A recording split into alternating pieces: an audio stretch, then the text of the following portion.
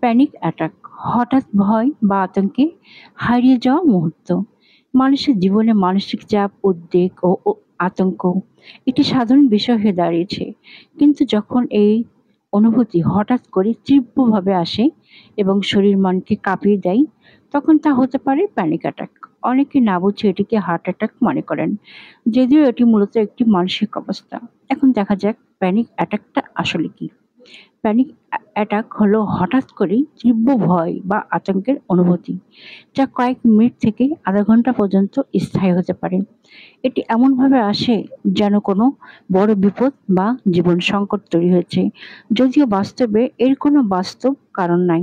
থাকতেও পারে আবার মাঝে মাঝে। এর লক্ষণগুলো হলো বুক ধড়ফড় করা বা ব্যর্থতা, দম বন্ধ হয়ে যাওয়া, শ্বাস নিতে কষ্ট হওয়া, ঘাম নেওয়া বা কাঁপুনি, মাথা ঘোরা বা দুর্বল লাগা, গলা আটকে যাওয়ার অনুভব, পাগল হয়ে যাওয়ার বা মৃত্যুভীতি, বাস্তবতা থেকে বিচ্ছিন্নতা বা নিজেকে অচেনা মনে হওয়া।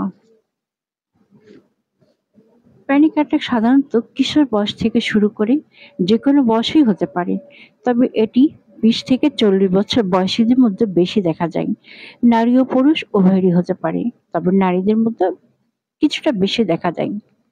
প্যানিক অ্যাটাকের চিকিৎসা এবং প্রতিকারের জন্য কিছু পদ্ধতি সহায়ক হতে পারে, যেমন গভীর শ্বাস-প্রশ্বাস চর্চা, ধ্যান ও যোগব্যায়াম, নিয়মিত শরীরচর্চা ও ঘুম, ক্যাফেইন ও অ্যালকোহল এড়িয়ে চলা, সাইকোলজি বা থেরাপি, কাউন্সেলিং, প্রয়োজন হলে ডাক্তারের পরামর্শ অনুযায়ী ওষুধ গ্রহণ।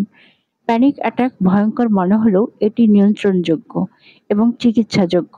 সময়মতো সচেতনতা ও সঠিক পদক্ষেপ নিলে মানসিক স্বাস্থ্যের উন্নতি সম্ভব।